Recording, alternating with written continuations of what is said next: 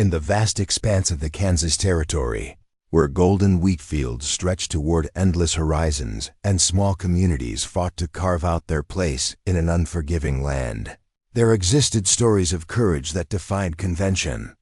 Tales of hearts that spoke louder than voices, of faith that transcended words, and of love that found its way through the most unexpected circumstances. Among these stories, none was more remarkable than that of two sisters who arrived in Willowbrook on a dust-covered stagecoach one spring morning in 1875, carrying nothing but a worn carpetbag, faded letters, and secrets that would transform an entire community. Before we jump back in, tell us where you're tuning in from, and if this story touches you, make sure you're subscribed, because tomorrow, I've saved something extra special for you. Emma Catherine Wells had spent her 23 years believing that her voice was her greatest weakness, a cruel twist of fate that made simple words stumble and fall like autumn leaves in a windstorm. Her younger sister Grace, 21, and beautiful as morning dew, had chosen silence as her companion after a tragedy that stole not her ability to speak, but her desire to do so. Together, they represented everything that polite society whispered about in drawing rooms and church. Social's imperfect women in a world that demanded perfection, damaged goods in a marketplace that prized only the pristine. Yet in the heart of Willowbrook, where Reverend Thomas Mitchell tended his flock with the patience of Job and the wisdom of Solomon, there lived a truth that would soon shine brighter than the Kansas sun. God hears all hearts, broken words, or none. Join me today as we delve into this extraordinary tale of acceptance, redemption, and the miraculous ways that love can bloom in the most unlikely soil. Willowbrook, Kansas Territory stood like a small beacon of civilization amid the rolling prairie, its main street lined with modest wooden buildings that housed the dreams and ambitions of 200 souls, determined to build something lasting. In this frontier land, the Methodist Church, with its simple white steeple reaching toward heaven, anchored the north end of town, while Foster's General Store served as the unofficial heart where news, gossip, and human nature collided in equal measure. The morning of April 15th brought with it the kind of crisp spring air that made even the most cynical homesteader believe in fresh beginnings. Margaret Foster, a woman whose tongue moved as quickly as her hands when measuring out flour and sugar, stood behind her store counter arranging bolts of calico fabric while keeping one eye on the street. At 45, she had appointed herself the unofficial chronicler of Willowbrook's daily drama, and this particular morning promised to be more interesting than most. The westbound stagecoach was late, which meant either trouble with the horses or passengers who required extra time for boarding. Margaret's curiosity was further piqued by the unusual sight of James Harrison pacing nervously outside the depot, his usually steady demeanor replaced by the fidgeting energy of a man about to meet his destiny. James, a widower of 31 with kind eyes and calloused hands, had placed an advertisement in an eastern newspaper 6 months prior, seeking a wife to help him build a life on his modest farm 3 miles outside town. Mary Patterson, the town's seamstress, emerged from her shop next door, wiping her hands on her apron as she joined Margaret in watching the morning's unfolding drama. At 28, Mary possessed the sharp eyes of someone who made her living, ensuring that every stitch was perfect, and she had noticed the subtle changes in James over the past few weeks as his bride's arrival date approached. "He's been in here twice this week buying supplies he doesn't need," Mary observed quietly, nodding toward James. "Yesterday it was peppermint sticks, and the day before, ribbons for no apparent reason. The poor man's more nervous than a cat in a thunderstorm." Margaret chuckled knowingly, having witnessed dozens of such arrangements over the years. Mail-order marriages had become increasingly common as the territory grew, bringing together practical needs with tentative hopes. Well, can you blame him? It's been 3 years since Sarah passed, and raising young Timothy alone while trying to work the farm has aged him considerably. He needs a good woman, someone who understands the challenges of frontier life. The conversation was interrupted by the distant rumble of wheels and the rhythmic pounding of hooves on packed earth. The stagecoach rounded the bend at the end of Main Street, its driver urging the team forward with practiced calls and gentle whip cracks. Dust billowed behind the conveyance like a brown cloud, settling slowly in the still morning air as the vehicle rolled to a stop in front of the depot. James straightened his vest and adjusted his hat, the nervous energy radiating from him so strongly that even the horses seemed to sense it. He carried in his coat pocket a small daguerreotype that his intended bride had sent along with her letters, showing a pleasant-faced young woman with serious eyes and carefully arranged hair. Her correspondence had been brief but thoughtful, written in a neat hand that spoke of education and refinement. She had mentioned having a younger sister who would accompany her west, though she had been somewhat vague about the specific circumstances. The stagecoach driver, a weathered man named Pete Sullivan, who had been working this route for 7 years, climbed down from his perch with the stiff movements of someone who had spent too many hours on hard wooden seats. He tipped his hat to the small crowd that had gathered, as such arrivals were always occasions for community interest in a town where entertainment was scarce and newcomers were noteworthy events. "Afternoon, folks," Pete called out, moving toward the coach door. "Got 2 passengers for Willowbrook today, along with some freight for Foster's store." He opened the coach door with a flourish, stepping back to allow the occupants to disembark. The first figure to emerge was clearly a lady, though her movements were hesitant and careful. Emma Catherine Wells stepped down from the stagecoach with the grace of someone who had been taught proper deportment but carried herself with an unmistakable air of uncertainty. She wore a traveling dress of deep blue wool that had seen better days but was scrupulously clean and carefully mended. Her auburn hair was pinned back in a simple style beneath a modest bonnet, and her green eyes held a mixture of hope and apprehension as they swept across the assembled crowd. What struck the observers immediately was not her appearance, which was pleasant if unremarkable, but the way she seemed to gather herself before speaking, as if each word required careful consideration and considerable courage. When James approached her with his hat in his hands, she attempted a greeting that immediately revealed the challenge that had shaped her entire life. "Mr. Harrison?" The words emerged with visible effort, each syllable fighting against invisible obstacles. "I am Emma Catherine Wells, your intended." The stutter was neither slight nor easily overlooked. It transformed what should have been a simple introduction into a moment of painful vulnerability, and the watchers could see James's expression shift from nervous anticipation to something more complex. His letters had mentioned nothing about this particular challenge, and the silence that followed her words stretched uncomfortably long. Before James could formulate a response, the second passenger emerged from the coach. Grace Wells moved with the fluid elegance of a dancer, her beauty so striking that several of the men in the crowd unconsciously straightened their shoulders. Where Emma was pleasant, Grace was magnificent golden hair that caught the sunlight like spun silk, violet eyes that seemed to hold depths of unspoken thoughts, and features so perfectly proportioned they might have been carved by a master sculptor. Yet Grace said nothing. She simply stood beside her sister, one hand resting gently on Emma's arm in a gesture of support that spoke louder than any words. Her silence was different from Emma's struggle with speech. This was a choice, deliberate and complete. When James nodded in her direction and offered a greeting, she responded only with a slight curtsy and a smile that was both beautiful and deeply sad. Margaret Foster, never one to let an awkward moment pass without comment, stepped forward with the brisk efficiency of someone accustomed to taking charge of social situations. "Welcome to Willowbrook, ladies. I'm Margaret Foster, and this is my general store. I imagine you'll be needing supplies and perhaps a place to refresh yourselves after your journey." Emma's face flushed with embarrassment as she struggled to respond.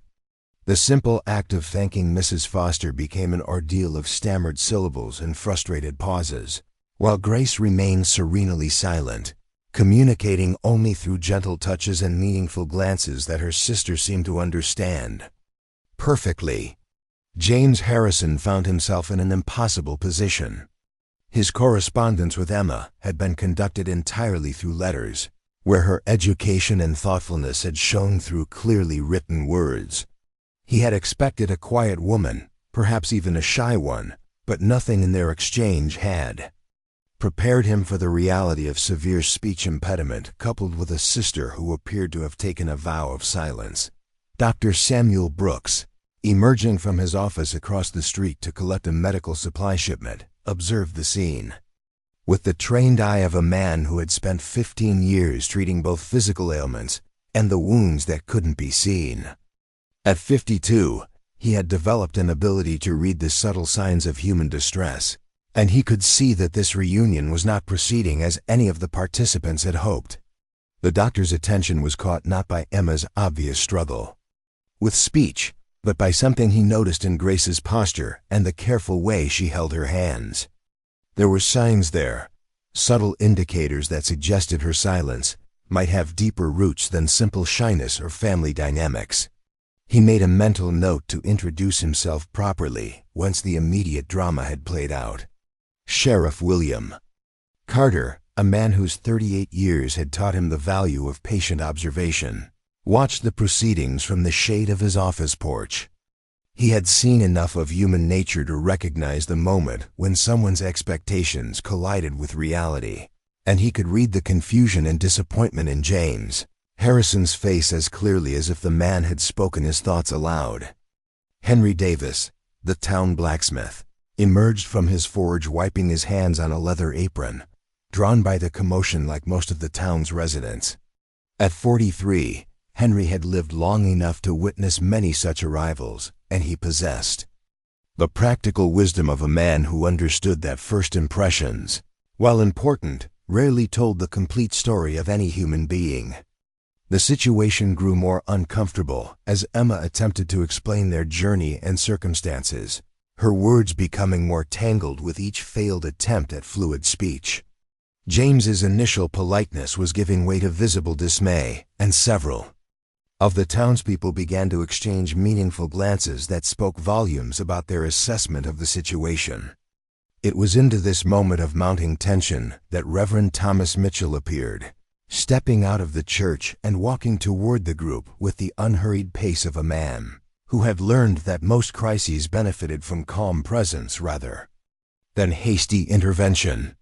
At 44, the Reverend had spent 12 years ministering to the spiritual needs of Willowbrook's residents, and he had developed an almost supernatural ability to appear precisely when his guidance was most needed. Thomas Mitchell was not an imposing figure in the conventional sense. Of medium height with graying brown hair and gentle blue eyes, he possessed the kind of quiet strength that drew people to him during their darkest moments. His sermons were known for their practical wisdom rather than fiery rhetoric, and his congregation respected him not for his eloquence, but for his ability to see the best in everyone he encountered. As the Reverend approached the group, Emma's struggles with speech seemed to intensify under the weight of so many watching eyes. Grace moved closer to her sister, creating a protective barrier with her presence while maintaining her profound silence. James Harrison appeared to be wrestling with a decision that would affect not only his own future, but the fate of two women who had traveled hundreds of miles based on promises that now seemed impossibly complicated. "Good morning, everyone," Reverend Mitchell said softly, his voice carrying the kind of warmth that immediately eased tension. "I trust our visitors have had a safe journey despite the challenges of frontier travel. Preparing and narrating this story took us a lot of time, so if you are enjoying it, subscribe to our channel. It means a lot to us. Now back to the story." Emma attempted to respond, but the words tangled hopelessly, and she finally pressed her lips together in frustration, tears threatening at the corners of her eyes. It was Grace who stepped forward slightly, not speaking but somehow conveying through her posture and expression, a dignity that commanded respect despite her silence. The Reverend studied both sisters with the careful attention of a shepherd assessing his flock, and something in his expression suggested that he saw beyond the obvious challenges to something deeper and more significant. His years of ministry had taught him to listen not just to words, but to the languages of the heart that often spoke more clearly than any voice. "James," Reverend Mitchell said quietly, turning to the troubled farmer, "perhaps we might all benefit from moving this conversation to more comfortable surroundings. The church parlor would provide privacy for your guests to refresh themselves and for everyone to become properly acquainted without the pressure of public scrutiny." The suggestion was both practical and wise, offering a graceful exit from a situation that was rapidly becoming awkward for everyone involved. James nodded gratefully, though his expression remained troubled as he struggled with the vast difference between his expectations and the reality standing before him. As the group began to move toward the church, Margaret Foster caught Mary Patterson's arm. "Did you see that?" she whispered urgently.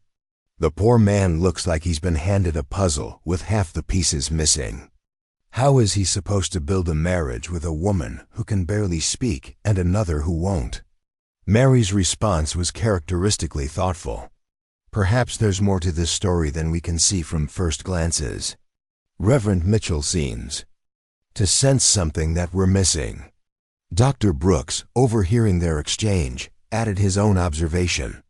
"In my experience, the most profound communication often occurs without words at all. Those sisters have traveled a great distance together, which suggests a bond that transcends conventional conversation." As the small procession moved toward the church, other residents of Willowbrook emerged from their businesses and homes, drawn by curiosity about the newcomers. Ana Rodriguez, the baker whose warm personality made her a favorite among the town's families, watched from her doorway with sympathetic eyes. Having immigrated from Mexico with her own language challenges, she possessed a unique understanding of how isolating communication difficulties could be in a close-knit community. The church parlor was a modest but comfortable room adjacent to the main sanctuary, furnished with simple wooden chairs and a small table that Reverend Mitchell often used for private counseling sessions. The late morning light filtered through plain glass windows, creating an atmosphere of quiet sanctuary that seemed to ease some of the tension that had built up during the public introduction. Emma and Grace sat together on a small bench, their hands clasped in a gesture of mutual support that spoke to years of shared challenges. James remained standing, his farmer's hat turning slowly in his hands as he struggled to process the situation. Reverend Mitchell settled into his usual chair, his presence serving as an anchor of calm in the swirling emotions of the moment.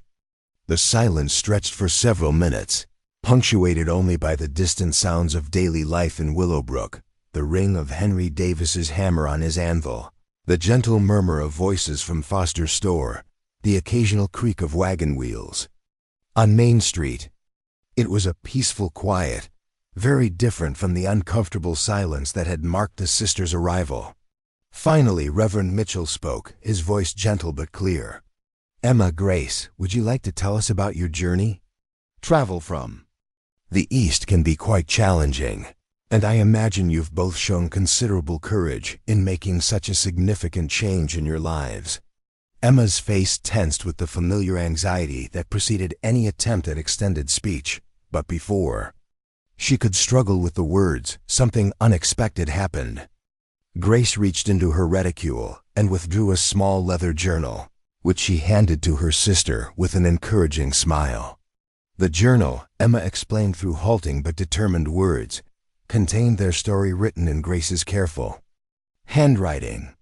Over the years, the sisters had developed this system of communication that allowed Grace's quick mind and artistic hands to give voice to thoughts and feelings that transcended the limitations of speech, both Emma's struggles with stuttering and Grace's chosen silence. As Emma opened the journal with trembling fingers, James Harrison found himself leaning forward despite his confusion and disappointment. There was something about the sisters' obvious devotion to each other, the way they had clearly adapted to and supported each other through challenges he couldn't yet understand, that touched something deep in his practical farmer's heart. The first page contained a carefully written explanation that would begin to unlock the mystery of who these women truly were and why they had come so far to start new lives in a frontier town that promised little beyond hard work and uncertain futures. What James, the townspeople, and even the wise Reverend Mitchell didn't yet realize was that the arrival of Emma and Grace Wells would test not only their own capacity for acceptance and understanding, but the very heart of what it meant to be a community. The challenges that had driven them from their former life in Ohio were about to collide with the complex social dynamics of Willowbrook, creating a situation that would require every ounce of faith, wisdom, and courage that this small frontier town could muster. In the pages of Grace's journal lay secrets that would explain not only why an educated young woman would answer a mail-order bride advertisement despite a severe stutter, but also why her beautiful and accomplished sister had chosen to accompany her into exile from everything they had known. The story written there would reveal tragedies that tested faith, choices that demanded sacrifice, and a love between sisters that had already proven stronger than social convention or family expectations. But first, the immediate crisis had to be navigated: the growing realization that James Harrison's dreams of a simple frontier wife had just become infinitely more complicated than anything he had imagined when he first placed his advertisement in that distant Eastern newspaper. The afternoon sun cast long shadows across the church parlor as Emma's trembling fingers opened Grace's leather journal to the first carefully penned page. The handwriting was elegant despite its obvious haste, suggesting years of practice in recording thoughts that could not be spoken aloud. James Harrison remained standing near the window, his weathered hands still turning, his hat in nervous circles as he prepared to learn truths that might shatter what remained of his hopes for companionship. Reverend Mitchell leaned forward slightly, his pastoral instincts recognizing the gravity of whatever revelation was about to unfold. In his 12 years of ministry, he had presided over countless confessions, but something about the sisters' careful preparation and Grace's meaningful silence suggested this story would test even his considerable capacity for understanding and forgiveness. Emma began to read in her halting voice, each word a small victory over the impediment that had shaped her entire existence. The journal's opening lines revealed that their journey to Willowbrook represented not hope for a better future, but desperate flight from a past that had become unbearable through no fault of their own. Grace Wells had once been the pride of Springfield, Ohio, a young woman whose beauty was matched only by her accomplishments in music, literature, and the social graces that define feminine achievement in respectable society. She had been engaged to marry Jonathan Pemberton, heir to one of the city's most prominent banking families, a union that promised security, social standing, and everything that parents dreamed of for their daughters. Emma's voice grew stronger as she continued reading, finding courage in her sister's written words. Grace had been known throughout their social circle for her quick wit and infectious laughter, a young woman who could charm any gathering with her piano performances and thoughtful conversation. She had never shown the slightest inclination toward the melancholy or withdrawal that would later define her existence. The tragedy that changed everything had occurred on a crisp October evening, 6 months before their departure for Kansas. Grace had been walking home from a charitable meeting at their church, accompanied by her friend Carolyn Whitmore, when they encountered 3 men who had been drinking heavily at a nearby tavern.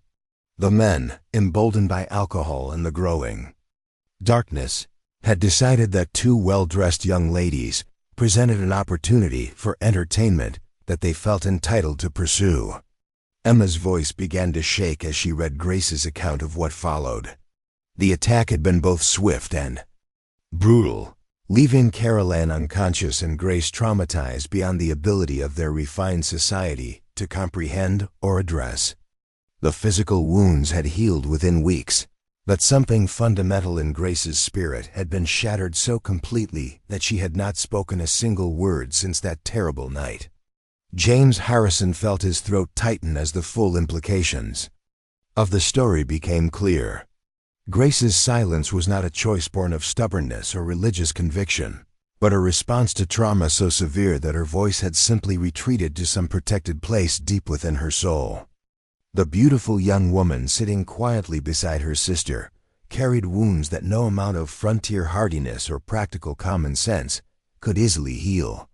The journal continued with Emma's portion of their shared tragedy. As Grace's older sister, she had watched helplessly as the vibrant young woman she had known since birth withdrew into an increasingly isolated world. The Pemberton family, horrified by the scandal and unwilling to associate their name with such unseemly events, had quietly ended the engagement, citing concerns about Grace's mental stability and fitness for marriage. Springfield's polite society had responded with the kind of whispered sympathy that felt more like condemnation. Grace became an object of pity and speculation, her presence at social gatherings serving as an uncomfortable reminder of the violence that could intrude into even the most carefully protected lives. Well-meaning friends offered advice about the healing power of prayer and time, but their suggestions carried an underlying impatience with Grace's failure to simply recover and resume her former role. Emma's own challenges had made the situation even more complicated. Her severe stutter had always marked her as the less desirable sister, the one whose intelligence and gentle nature were overshadowed by her inability to speak with the fluency that society demanded. Before Grace's tragedy, Emma had accepted her role as the unmarriageable daughter who would care for their aging parents and find fulfillment in domestic duties and charitable work. But Grace's withdrawal had created new pressures that their family seemed incapable of managing. Their parents, respected members of Springfield's merchant class, found themselves ostracized by former friends who no longer felt comfortable including them in social activities.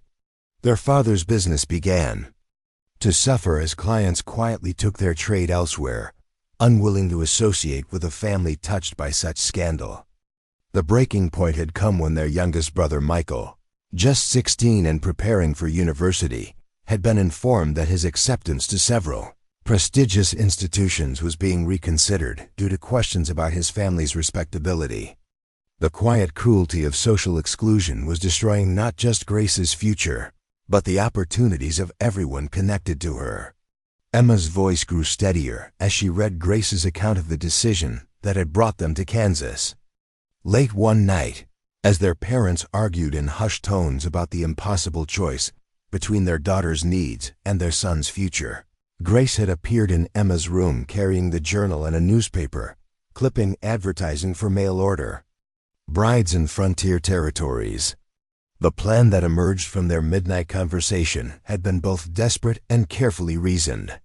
Emma would answer advertisements from men seeking wives in distant territories where their family's reputation could not follow them.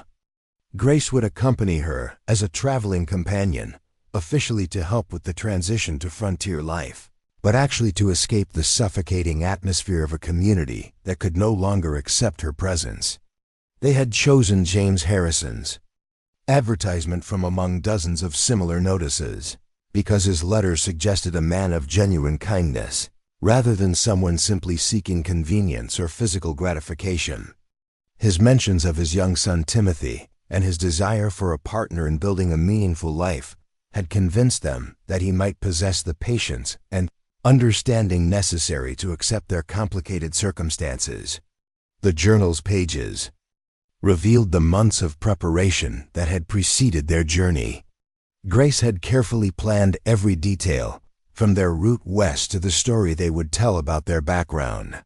She had even practiced different methods of communicating without speech, developing a system of written notes and gestures that would allow her to function in a world that expected verbal interaction. Emma had spent countless hours working to improve her speech, knowing that frontier life would demand clear communication in situations where misunderstanding could mean the difference between life and death. Her efforts had achieved modest success, but the stress of their situation often made her stutter worse rather than better, creating a cruel cycle of anxiety and frustrated attempts at fluency. As Emma closed the first section of the journal, the church parlor fell into a silence that felt very different from the uncomfortable quiet that had marked their arrival. James Harrison had stopped turning his hat and stood perfectly still, processing revelations that transformed his understanding of everything he thought he knew about his intended bride and her circumstances. Reverend Mitchell recognized the moment as one of those crossroads that define both individual character and community values. The easy path would be to acknowledge the sisters' misfortune while gently suggesting that their needs exceeded what a frontier town could provide. The difficult path would require Willowbrook to demonstrate whether its proclaimed Christian values extended beyond Sunday sermons into the messy realities of human suffering.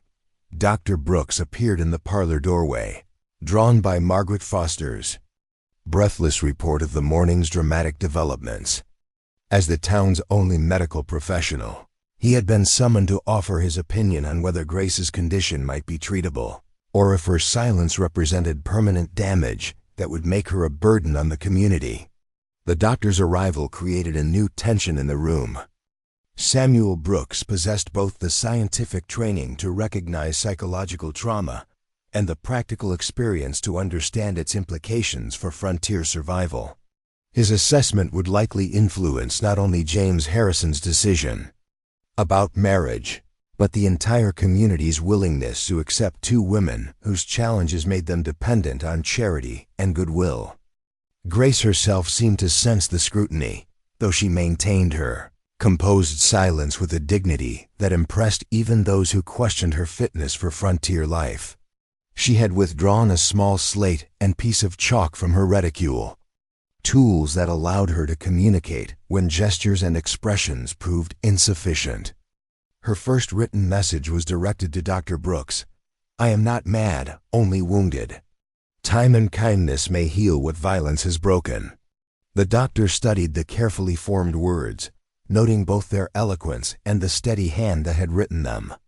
His medical training had exposed him to various forms of mental distress, and he could distinguish between genuine incapacity and the kind of protective withdrawal that sometimes followed severe trauma.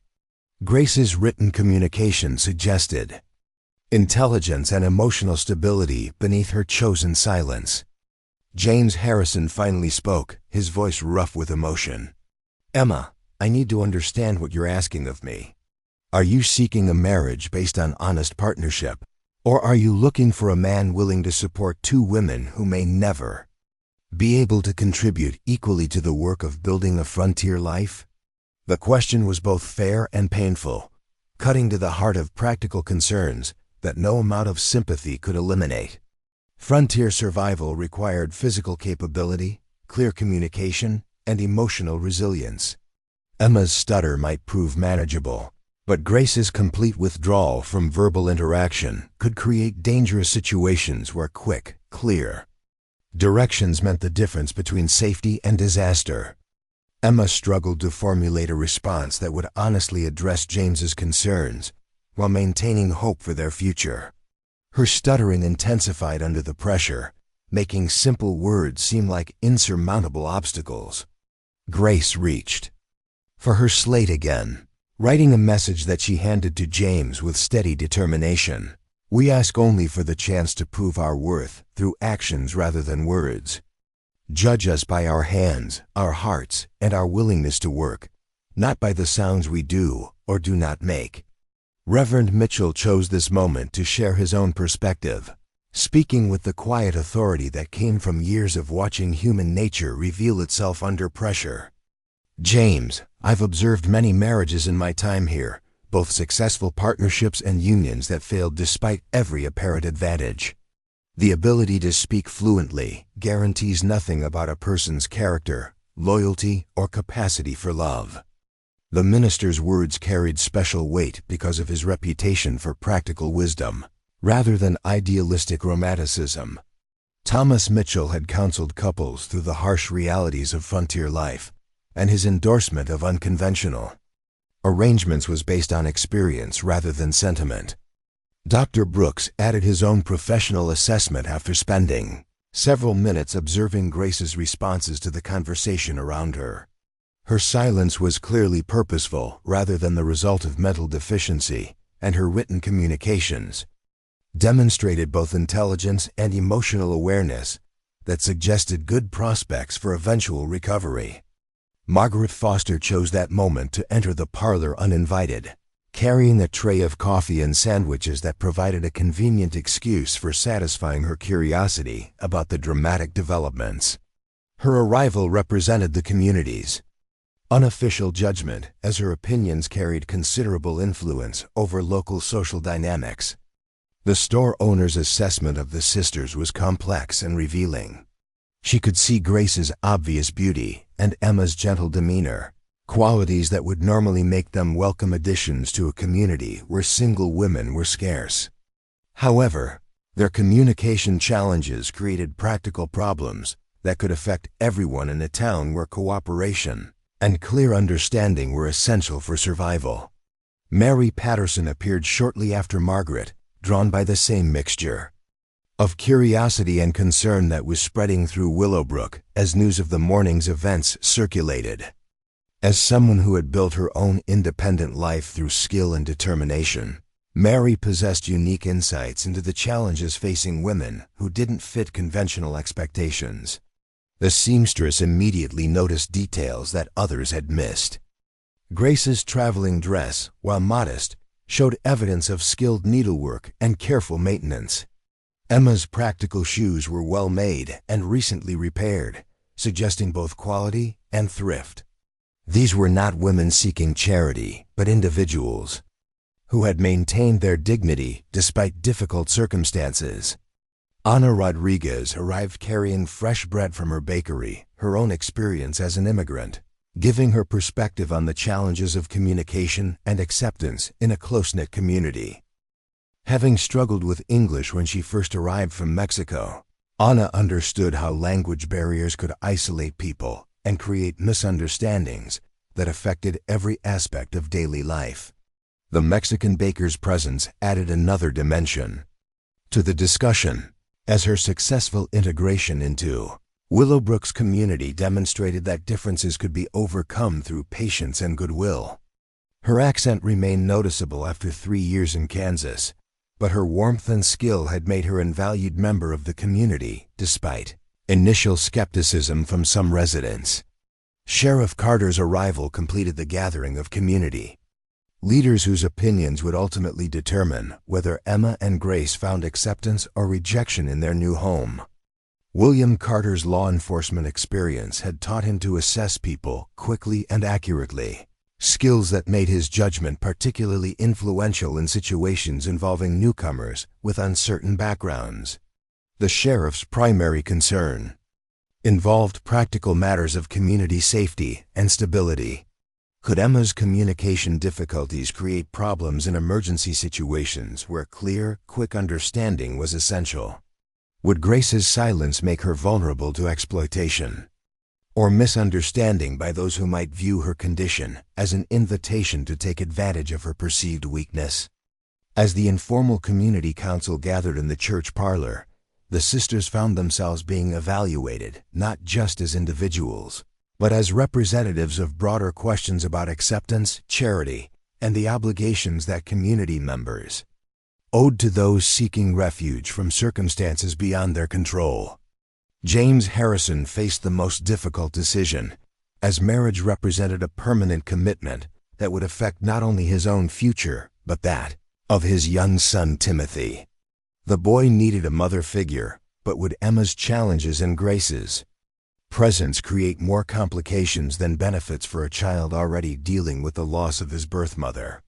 The weight of multiple expectations pressed down on the small room as afternoon shadows lengthened and the community's unofficial leaders tried to balance Christian compassion with practical concerns about resources, responsibilities, and the complex dynamics that would result from accepting two women whose needs exceeded typical frontier self-sufficiency. Emma and Grace sat quietly through the discussions, their hands clasped together, in a gesture of mutual support that spoke more eloquently than any words about the bond that had sustained them through months of uncertainty and rejection. Whatever decision emerged from this gathering would determine whether their desperate gamble on frontier acceptance had succeeded or failed, leaving them with no remaining options for building new lives far from the judgment and whispers of their former community. The true test of Willowbrook's character was about to begin, as the theoretical Christianity preached from the pulpit would either translate into practical acceptance or reveal itself as Sunday sentiment that crumbled under the pressure of real human complexity and need. The tension in the church parlor reached its breaking point when 8-year-old Timothy Harrison burst through the door, his face flushed with excitement and completely oblivious to the gravity of the adult conversation taking place. The boy had been waiting at his father's farm since dawn, anticipating the arrival of the woman who might become his new mother, and his patience had finally given way to curiosity that could not be contained. "Papa, where is she?" Timothy demanded, his bright eyes scanning the room before settling on Emma and Grace with undisguised fascination. "Mrs. Foster said you were getting married today, and I wanted to see my new mama." The child's innocent enthusiasm created an immediate shift in the room's atmosphere, transforming theoretical discussions about acceptance into the stark reality of how decisions made by adults would affect a young life that had already experienced profound loss. Timothy's mother Sarah had died of fever 3 winters past, leaving behind a boy who craved maternal affection and a father who struggled to balance farming with child-rearing. James Harrison's face reddened with embarrassment as he realized his son's public announcement had removed any possibility of quietly resolving the situation without community scrutiny. "Timothy, these ladies have just arrived, and we're still getting acquainted. There won't be any wedding today." The boy's face fell with disappointment that was heartbreaking to witness. "But you promised I would have a new mama soon." "You said she was coming on the stagecoach, and she's here now." His lower lip began to tremble as the implications of his father's words sank in. Grace's response was immediate and instinctive. She knelt down to Timothy's eye level, her beautiful face soft with compassion, and gently touched his shoulder. Though she remained silent, her expression conveyed such warmth and understanding that the boy stopped crying and stared at her with wonder. Emma, despite her own emotional turmoil, managed to speak with less stuttering than she had shown all day. "Hello, Timothy. I am Emma, and this is my sister Grace. We are very pleased to meet you." The boy looked between the two women with the frank assessment that only children possess. "Why doesn't she talk?" he asked Grace directly, showing no fear or judgment, only genuine curiosity about her silence. Grace smiled and reached for her slate, writing carefully. "Sometimes people show their feelings with their hearts instead of their voices. Would you like to be my friend even if I don't use words?" Timothy read the message with the laborious concentration of a child still mastering literacy, then broke into a grin that transformed his entire face. "My mama used to say that hugs talk louder than words. Can you hug?" The simple question cut through weeks of adult complexity and doubt. Grace opened her arms, and Timothy ran into them with the complete trust that children reserve for those they instinctively recognize as safe. The embrace that followed was so natural and genuine that every adult in the room felt their hearts contract with emotion. Emma watched her sister hold the motherless boy, and something shifted in her own demeanor. The protective instincts that had sustained her through months of uncertainty crystallized into determination. This child needed care and love, and she possessed both in abundance, regardless of her struggles with speech. Dr. Brooks observed the interaction with professional interest, noting how Grace's maternal instincts remained intact despite her trauma. Her gentle handling of Timothy suggested that whatever wounds she carried had not damaged her capacity for nurturing, a crucial factor in assessing her potential recovery and contribution to frontier family life. Margaret Foster, despite her reputation for gossip and judgment, found herself unexpectedly moved by the scene.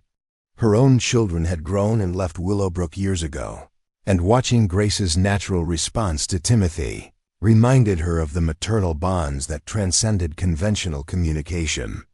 The moment was interrupted by the arrival of Victoria Ashford, Willowbrook's most influential resident and the woman whose opinions carried more weight than those of elected officials or religious leaders. At 53, Victoria commanded respect. Through a combination of inherited wealth, sharp intelligence, and the kind of social authority that came from being the closest thing to aristocracy that the frontier could produce.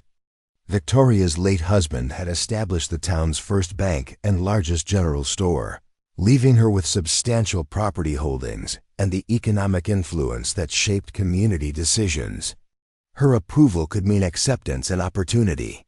Her disapproval could result in social exile that made survival in a small town virtually impossible. The wealthy widow entered the parlor with the confident bearing of someone accustomed to deference, her expensive dress and carefully arranged silver hair marking her as distinctly different from the other residents. Her initial assessment of Emma and Grace was thorough and undisguised, the kind of evaluation that wealthy women applied to servants or potential social threats. "James," Victoria said without preamble, "I understand we have visitors who may be considering permanent residence in our community, given the unusual circumstances that seem to be involved. I felt it necessary to offer my perspective on what would be best for everyone concerned." The implicit threat in her words was unmistakable. Victoria's support could provide the sisters with social acceptance and economic opportunities, while her opposition would make their situation untenable regardless of James Harrison's personal inclinations. Grace instinctively drew Timothy closer, recognizing the challenge that Victoria represented without needing to hear specific words. The boys seemed to sense the tension as well, pressing against Grace's side while watching the elaborately dressed woman with wary eyes. Emma straightened her shoulders, drawing upon reserves of courage that had sustained her through years of social scrutiny. "Mrs. Ashford, we understand that our presence raises questions about our ability to contribute positively to your community. We hope to demonstrate through our actions that we can be valuable additions despite our differences." Victoria's sharp eyes noted Emma's improved speech under pressure, filing away the observation for future consideration. "My dear, good intentions are admirable, but frontier life demands practical capabilities that extend far beyond willingness to try. We cannot afford to support individuals who require constant assistance or special accommodations." The comment stung because it contained elements of truth that could not be easily dismissed. Frontier communities operated on narrow margins of survival, and resources devoted to supporting dependent members could mean the difference between collective prosperity and shared hardship. Reverend Mitchell chose this moment to assert his moral authority, recognizing that Victoria's opposition could derail any possibility of the sisters finding acceptance in Willowbrook. "Victoria, I would remind you that our Lord's teachings emphasize compassion for those who struggle with burdens that others do not carry. Perhaps we should focus on discovering these ladies' strengths rather than cataloging their challenges." The gentle rebuke carried weight because of Thomas Mitchell's reputation for practical wisdom rather than naive idealism. His interventions typically involved realistic assessments of situations rather than unrealistic expectations about human nature or divine intervention. Victoria's response revealed the calculating intelligence that had made her the most powerful person in Willowbrook. "Reverend, I have no objection to Christian charity when it serves the greater good. However, I question whether encouraging a marriage based on incomplete information serves anyone's interests, including those of the ladies themselves." Her words highlighted the central dilemma facing everyone in the room. James Harrison's advertisement had sought a wife capable of frontier partnership, not a guardian for two women whose needs might exceed their contributions. The financial and emotional costs of supporting Emma and Grace could undermine the stability that Timothy desperately needed. Dr. Brooks decided to contribute his professional assessment to the discussion, hoping that medical authority might influence Victoria's position. Mrs. Ashford, I've observed both ladies carefully, and I believe Grace's condition may improve with time and proper support. Trauma-induced silence is not necessarily permanent, and Emma's speech difficulties don't impair her intelligence or work capacity. The doctor's words carried particular weight because of his scientific training and his reputation for honest assessments that prioritized medical facts over social politeness.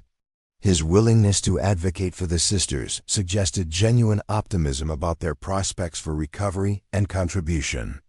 Sheriff Carter added his own perspective, focusing on practical matters of community safety and stability.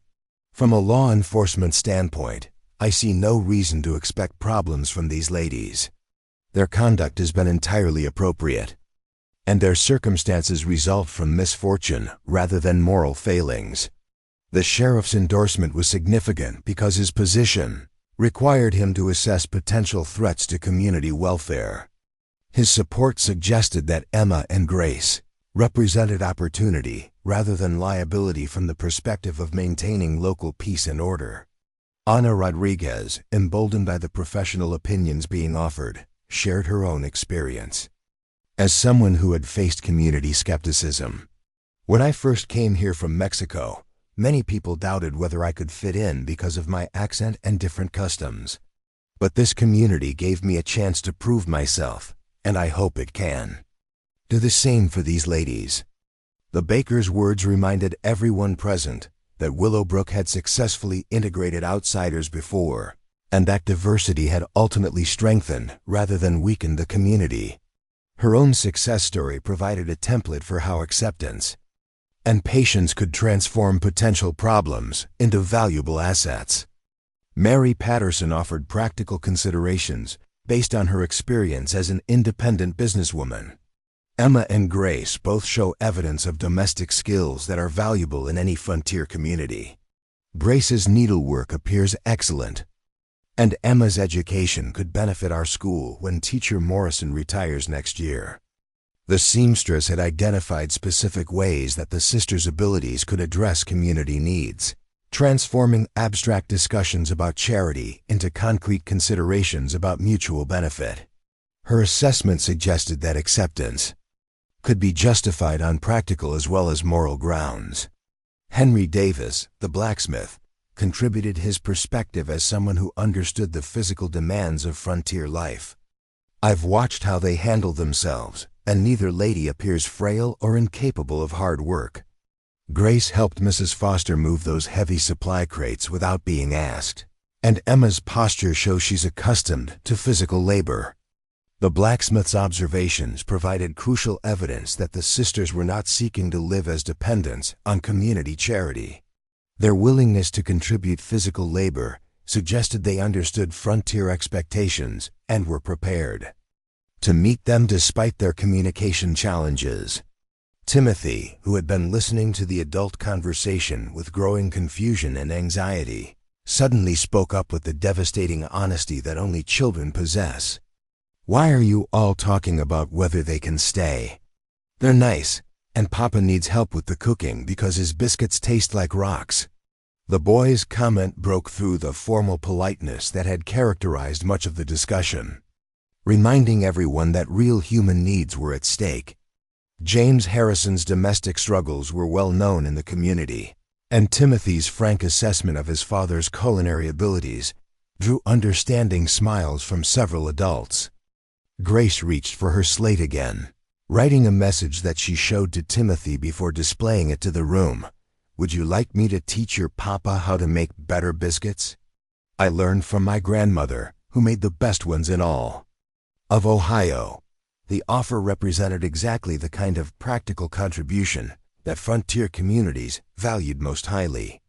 Cooking skills were essential for survival, and Grace's willingness to share knowledge demonstrated both generosity and understanding of what would be required to earn acceptance.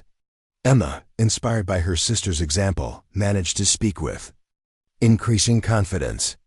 "I have experience with bookkeeping and correspondence, having helped manage my father's business accounts.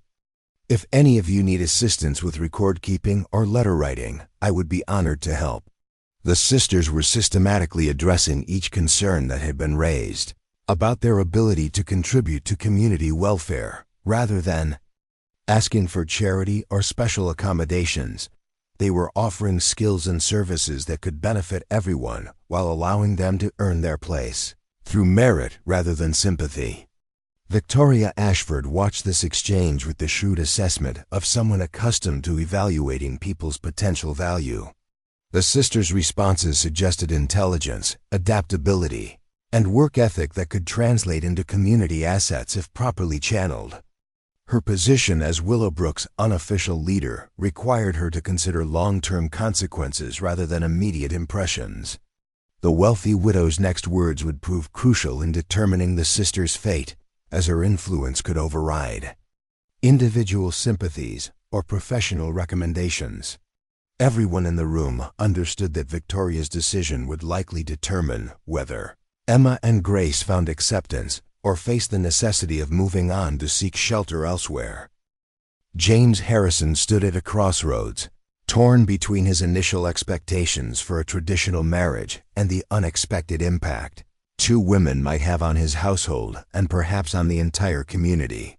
His practical farmer's mind weighed risk and reward, but his heart was pulled by Timothy's affection for Grace and Emma's quiet strength. A decision was approaching, one that would reflect not just his personal values, but those of a town that claimed to uphold Christian ideals, while surviving under the harsh demands of frontier life. Whether Willowbrook would live up to its stated morals or fail two women, who had already lost everything, was about to be tested. Silence settled over the church parlor as Victoria Ashford considered the sisters' fate. Her gaze moved carefully between Emma and Grace, evaluating not just their character, but the potential impact of their presence on the delicate balance of a small, tightly controlled community. Finally, with the authority of someone who had helped shape the town's direction for over a decade, she spoke. "I propose a practical arrangement. Let the sisters stay for a trial period of 3 months. During that time, they'll prove their value to the community. If they succeed, they may remain." Gasps and murmurs rippled through the gathered townsfolk. Emma's stomach tightened. This wasn't an offer of safety, but a test. Grace's hand clenched around her writing slate. She understood immediately. This was conditional acceptance, not a welcome. James Harrison shifted uneasily. Victoria's proposal placed him in a difficult position. How could he court a woman knowing her right to remain in Willowbrook depended on vague, shifting expectations? Any relationship would be shattered by pressure and uncertainty. Victoria continued, her tone as exacting as ever. "Emma will serve temporarily as the children's teacher, and Grace will assist with domestic work across the town. Their performance will guide our final decision." It was a plan both generous and controlling, offering stability on one hand while placing the sisters under relentless evaluation. Every act of kindness came with strings. Dr. Brooks, who had long treated the emotional wounds left by trauma, spoke up gently. "I appreciate the opportunity, Victoria, but temporary status may do more harm than good, especially for Grace. Constant scrutiny could worsen the very conditions you're trying to assess." His words reflected a medical truth. Stress could amplify silence, anxiety, and perceived instability, creating exactly the behavior the town feared. Margaret Foster, always pragmatic, weighed in. "Emma as a teacher makes sense, but Grace working across households might be problematic. Her silence could be misinterpreted, especially by families unaccustomed to her communication style. Grace's elegance and reserve could easily be mistaken for aloofness or mystery, two qualities unlikely to inspire confidence in a close-knit town that valued directness. Reverend Mitchell added a spiritual concern. Gradual integration is wise, but conditional inclusion challenges the Christian fellowship we claim to offer. Are we helping these women or testing them for our own comfort? It was a moral question no one could easily dismiss. Sheriff Carter offered a more grounded take. This trial period might ease tensions. Change is easier when it happens gradually. Letting folks get used to Emma and Grace before fully accepting them might prevent bigger problems. His voice carried weight. As someone responsible for maintaining peace, his support lent credibility to the compromise. Ana Rodriguez, once an outsider herself, saw both sides. When I arrived, people didn't know what to make of me. It took time and work for them to accept me. Maybe this arrangement gives the sisters the same chance. Her words reminded everyone that acceptance was often earned slowly and that forcing it too quickly could cause backlash. Mary Patterson, always a champion of fairness, focused on the terms. If Emma's teaching, she deserves pay, not just a place to sleep. Work should be compensated fairly whether it's temporary or not. She understood that respect came not from charity, but from meaningful contribution and independence. Finally, Henry Davis, the town blacksmith, raised a practical concern. Some tasks require fast, clear communication, especially around tools and emergencies. We need to be realistic about how Grace can work safely in those situations. His worry wasn't about rejection, but about ensuring safety and practicality for everyone involved. The blacksmith's practical concerns highlighted legitimate safety issues that went beyond social comfort or convenience, addressing real situations where communication failures could result in injury or property damage. Timothy, who had been following the adult conversation with growing anxiety about its implications for his relationship with Grace and Emma, suddenly stood up with the determination that only children possess when defending something precious to them. You're all talking about them like they're broken, but they're not broken. Grace gave me the best hug I've had since Mama died, and Emma explained fractions better than Teacher Morrison ever did. The boy's passionate defense of the sisters cut through all the careful adult calculations and conditional offers, reminding everyone present that human worth could not be measured solely through economic contribution or social convenience. His words carried the moral clarity that adults often lost in their efforts to balance competing interests and concerns. Emma felt tears prick her eyes at Timothy's fierce loyalty, understanding that this motherless child had somehow recognized in her and Grace the care and affection he desperately needed. His willingness to speak up for them demonstrated a courage that she had struggled to find throughout the difficult morning.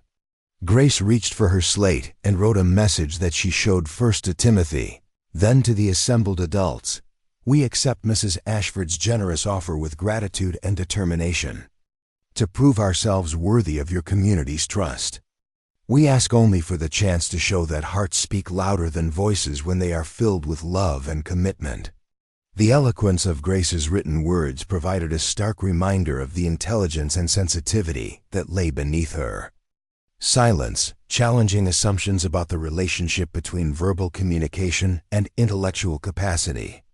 James Harrison, who had remained largely silent during the negotiations about his intended bride's future, finally spoke with the quiet authority of a man who had wrestled with difficult decisions and reached a conclusion based on careful observation rather than initial impulse.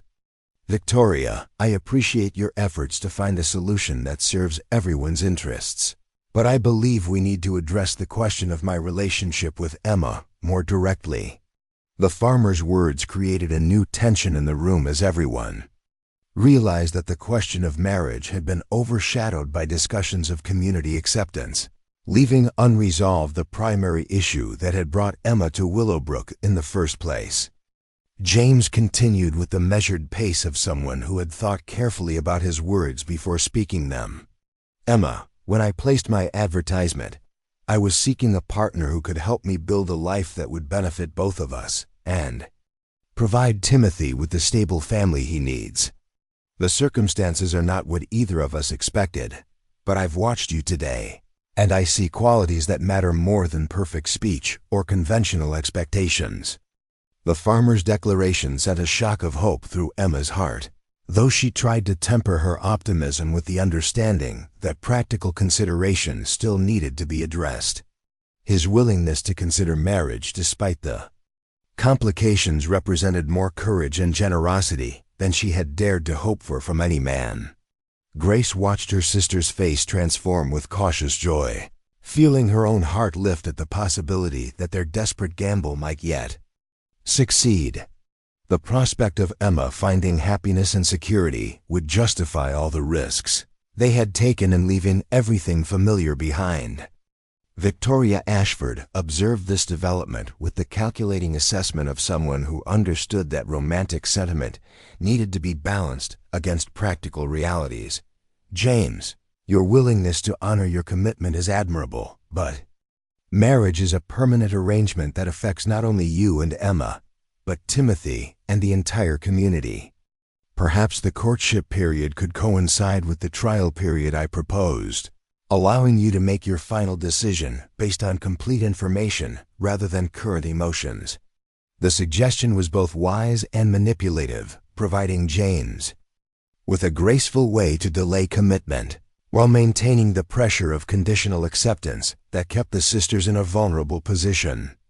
It offered protection for everyone except Emma and Grace, who would spend 3 months knowing that their future remained entirely dependent on others' approval. Dr. Brooks, recognizing the psychological strain that such uncertainty would create, offered his professional perspective on the effects of prolonged stress on both physical and emotional health. Extended periods of evaluation and judgment can actually worsen the very conditions we hope to see improve. Security and acceptance often provide the foundation necessary for healing and growth. The doctor's observation highlighted a fundamental flaw in Victoria's proposal, suggesting that the constant threat of rejection might prevent the sisters from demonstrating their true capabilities and potential for recovery. Reverend Mitchell, seeking to find middle ground that honored both practical concerns and Christian compassion, proposed a modification to Victoria's plan. Perhaps we might consider a more formal arrangement that provides security while still allowing time for adjustment. What if we establish a 6-month period during which Emma and Grace are accepted as full community members, with the understanding that they will contribute their skills while having opportunity to demonstrate their value without the threat of arbitrary dismissal? The minister's suggestion addressed the power imbalance inherent in Victoria's proposal while still acknowledging the community's need to protect its own interests and resources. It offered a path toward genuine acceptance rather than perpetual probation. Margaret Foster, whose practical nature appreciated clear agreements and defined expectations, supported the Reverend's modification with her own observations about the benefits of certainty for everyone involved. 6 months would give us adequate time to assess how well everyone adapts to the new arrangements, while providing these ladies with enough security to settle in and show their true capabilities without constant anxiety about their status. The storekeeper's endorsement of a longer, more secure trial period reflected her understanding that successful integration required commitment from both sides, and that genuine evaluation was impossible when one party remained in constant fear of rejection. Sheriff Carter, always concerned with maintaining community peace and stability, saw advantages in the modified proposal that could prevent the kind of ongoing tension and uncertainty that sometimes led to serious conflicts. A clearly defined period with specific expectations would be fairer to everyone and less likely to create the kind of misunderstandings that can divide communities. As the discussion continued, Timothy remained close to Grace, his small hand finding hers as if to anchor himself during the adult negotiations that would determine whether the women who had already captured his heart would be allowed to remain in his life. The boys' obvious attachment to both sisters added emotional weight to every practical consideration being debated. Emma listened to the various proposals and modifications with growing understanding that her fate and Grace's would be determined not by their own preferences or needs, but by the complex social and economic calculations of people who viewed them primarily as potential assets or liabilities, rather than as human beings seeking refuge and opportunity. The weight of prolonged uncertainty pressed down on her shoulders like a physical burden, and she realized that regardless of which proposal was ultimately accepted, she and Grace would spend the coming months living under a microscope there. Every action and word scrutinized for evidence of their worthiness to remain in a community that had not yet decided whether to embrace or reject them. The golden light of late afternoon streamed through the church parlor windows as the debate about Emma and Grace's future reached its crucial moment. The assembled community leaders had spent hours wrestling with competing demands of practical necessity and Christian charity, while the two sisters sat quietly enduring the scrutiny that would determine whether their desperate journey had ended in salvation or merely delayed their inevitable rejection. It was in this moment of suspended decision that an unexpected voice cut through the careful negotiations and political calculations.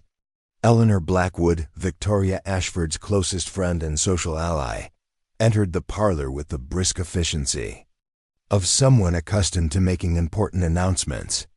At 48, Eleanor commanded respect as the town's unofficial arbiter of social propriety, and her opinions carried nearly as much weight as Victoria's in determining community acceptance. "I apologize for the interruption," Eleanor announced, her voice carrying an urgency that immediately captured everyone's attention. "But I felt it necessary to share information that may significantly affect your deliberations about these ladies' fitness for our community." Emma felt her heart sink as she recognized the tone that had preceded so many rejections and disappointments in their former life in Ohio.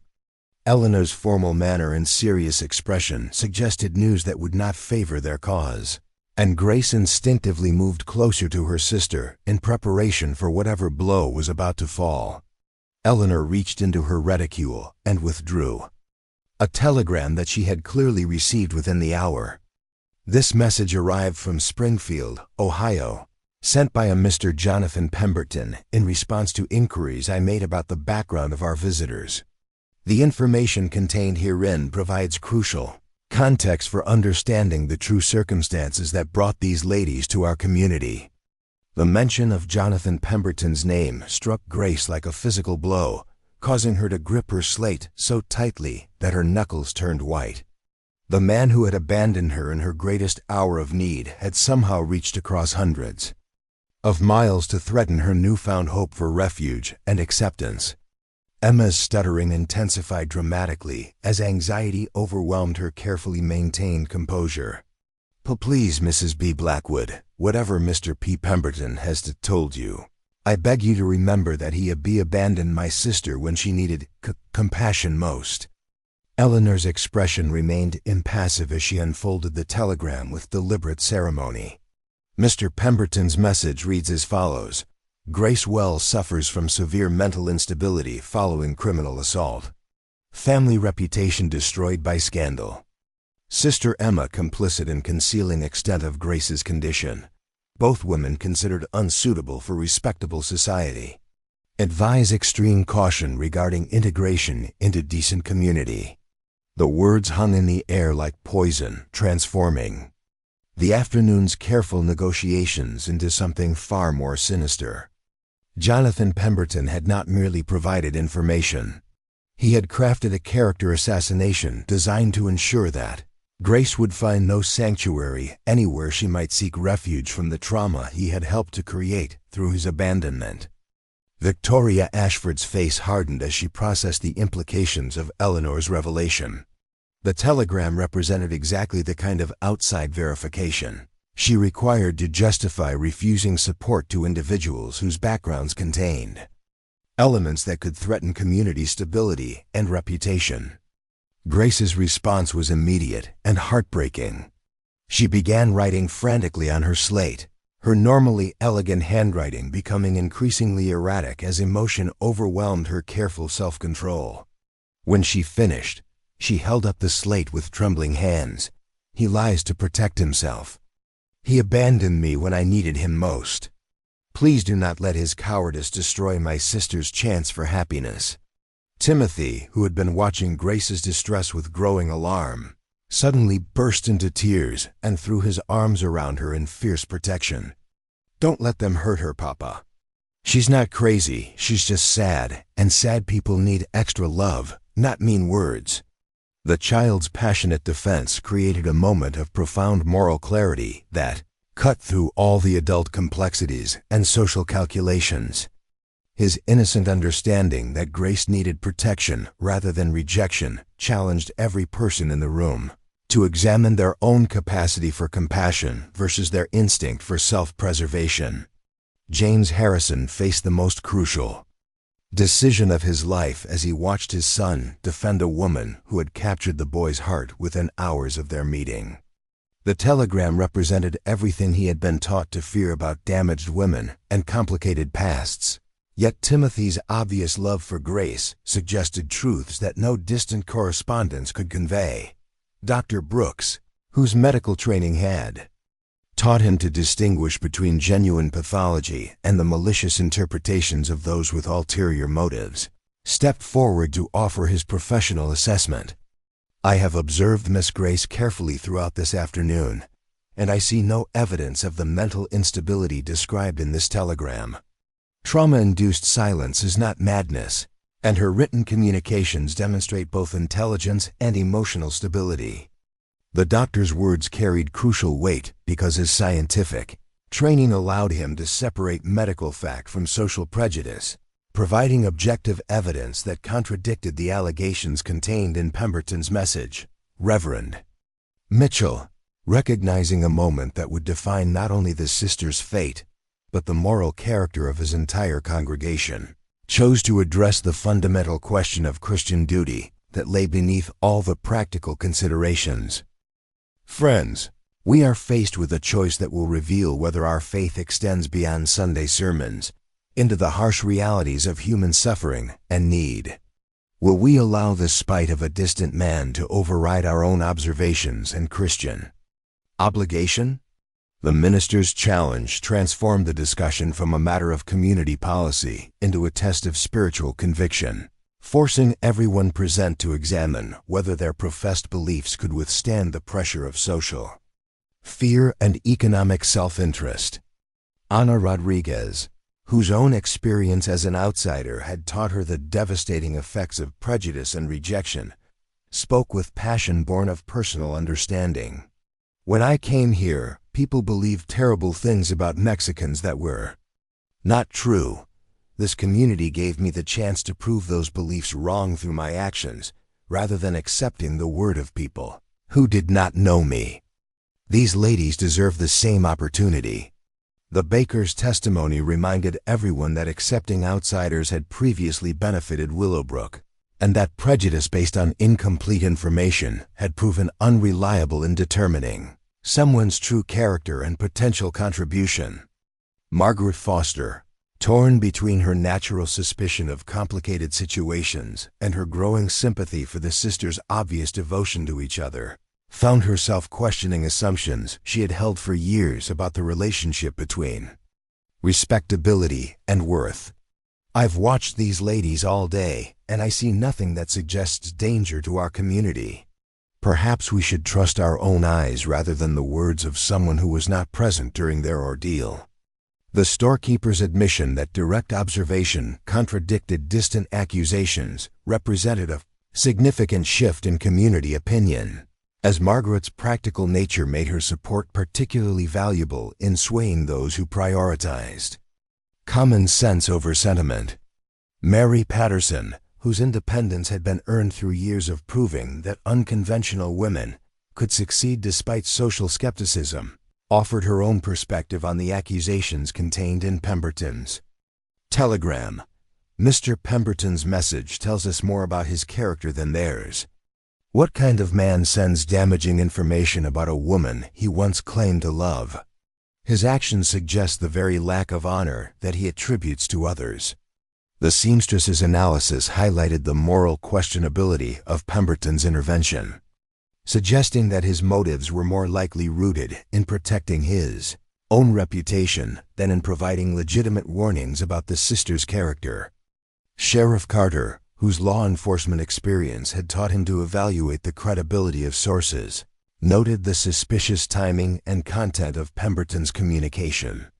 In my experience, men who send unsolicited warnings about their former associates are usually trying to cover their own failures. The fact that he waited until now to contact us suggests his message may be motivated by spite rather than genuine concern. The sheriff's professional assessment provided crucial context for interpreting Pemberton's allegations, suggesting that the telegram represented manipulation rather than legitimate information sharing. Henry Davis, whose straightforward nature appreciated honest dealing and despised deception, expressed growing anger at what appeared to be a deliberate attempt to sabotage the sister's chances for a new life. If this Pemberton fellow was truly concerned about community welfare, he would have contacted us when these ladies first departed Ohio, not after they had already arrived and begun to demonstrate their character through their own actions. The blacksmith's observation highlighted the calculated nature of Pemberton's intervention, suggesting that his timing was designed to maximize damage to the sister's prospects rather than to provide helpful information to the community. Eleanor Blackwood, who had initially presented the telegram as crucial evidence requiring careful consideration, found herself increasingly uncomfortable with the unanimity of community leaders in questioning Pemberton's motives and credibility. Her social position depended on appearing to possess superior judgment and information, and the rejection of her revelation threatened to undermine her authority within the community power structure. Victoria Ashford faced a complex political calculation as she observed the community's growing support for the sisters, despite the negative information contained in Pemberton's telegram. Her influence depended on appearing to lead community opinion rather than oppose it, and the tide was clearly turning in favor of acceptance, despite the obstacles that had been raised. Emma watched the debate swirl around her with growing hope, tempered by years of experience with disappointment and rejection. The community's willingness to question Pemberton's accusations rather than accept them at face value represented a kind of support she had never experienced. Even from her own family in Ohio, Grace remained silent but alert, her beautiful face reflecting the emotional exhaustion of a day that had subjected her to more scrutiny and judgment than she had endured since the immediate aftermath of her assault. Yet she could see in the faces around her a growing acceptance that suggested sanctuary might finally be within reach. Timothy continued to cling to Grace with the fierce protectiveness of a child defending something precious, his instinctive understanding of her need for love and security serving as a moral compass for the adults whose calculations had become clouded by social and economic considerations. It was James Harrison who finally provided the resolution that everyone had been seeking through hours of debate and negotiation. Rising from his chair with the quiet dignity of a man who had wrestled with difficult decisions and reached peace with his choice, he addressed the assembled community leaders with words that would determine not only his own future, but the fate of two women who had traveled hundreds of miles seeking refuge from circumstances beyond their control. I came to this discussion seeking a wife who could help me build a stable home for my son and myself, James said, his voice carrying the calm authority of complete conviction. I have found two women whose courage in facing adversity far exceeds anything I could have hoped for in a partner. Emma's struggles with speech do not diminish her intelligence, kindness, or determination. Grace's silence speaks louder than words about her strength in surviving trauma that would have destroyed lesser souls. The farmer paused to look at Timothy, still wrapped in Grace's protective embrace, before continuing with words that would transform multiple lives. My son has shown me today that love recognizes worth that adults sometimes miss in their concern with convention and propriety. If Emma will have me as her husband, and if Grace will accept me as her brother and protector, I would be honored to provide them both with the security and acceptance they deserve. Emma's tears flowed freely as she heard words she had never dared to hope any man would speak on her behalf. The simple dignity of James's proposal, offered without conditions or reservations despite full knowledge of their challenges, represented a generosity of spirit that transformed her understanding of what marriage could mean. Grace looked up from her slate, where she had been writing with increasing urgency, and held up her message for everyone to see. Emma has found in James the partner she deserves, and Timothy has given me more love in one afternoon than I received in months from those who claim to care for my welfare. If this community will accept us, we will spend our lives proving worthy of such kindness. Reverend Mitchell smiled with the satisfaction of a shepherd who had successfully guided his flock through moral complexity to reach the right destination. Then it seems we have our answer. James, if you are prepared to make this commitment, I would be honored to perform the ceremony whenever you choose. Victoria Ashford, recognizing that community sentiment had decisively shifted in favor of acceptance, chose to embrace the outcome rather than appear to oppose popular will. Very well then. I withdraw my previous conditions and welcome both ladies as permanent residents of Willowbrook. Perhaps their presence will remind us all that true strength often comes disguised as vulnerability. The wealthy widow's gracious acceptance of defeat transformed potential ongoing conflict into community, allowing everyone to support the decision without appearing to have chosen sides in a social dispute. Dr. Brooks offered his professional services to assist with Grace's continued recovery, expressing optimism that security and acceptance would provide the foundation necessary for eventual healing of her trauma-induced silence. Margaret Foster immediately began planning the practical arrangements necessary for integrating two new residents into community life, her organizational skills shifting seamlessly from skepticism to support once the decision had been made. Ana Rodriguez volunteered to help Emma and Grace establish themselves in town, offering the assistance of someone who understood the challenges of adaptation to a new community and culture.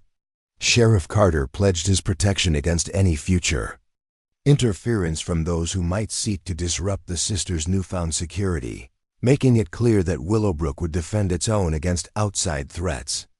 As the afternoon shadows lengthened and the assembled community leaders gradually departed to spread news of the day's momentous decisions, Emma and Grace found themselves alone with James and Timothy in the quiet sanctuary of the church parlor. The boy had finally released his protective hold on Grace, but remained close, his small hand finding hers as if to ensure she would not disappear now that he had found someone who understood his need for maternal affection.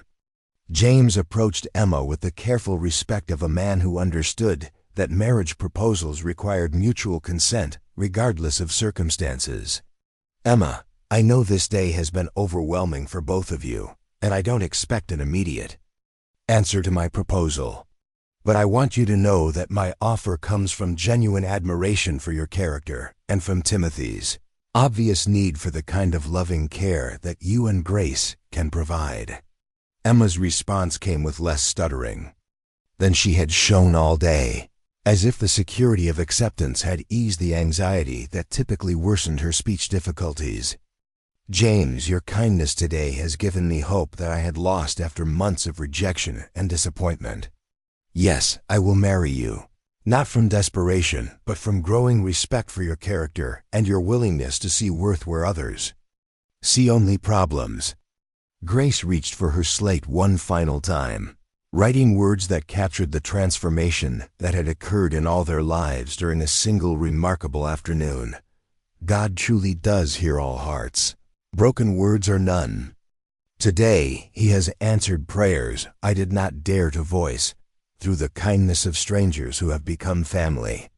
The wedding took place 3 weeks later in the same church where their fate had been decided. with the entire community of Willowbrook gathered to celebrate the union that had begun with uncertainty and suspicion, but had grown into genuine affection and respect. Emma spoke her vows clearly despite her stutter, her voice growing stronger with each word as she promised to love and honor the man who had seen past her difficulties to recognize her true worth.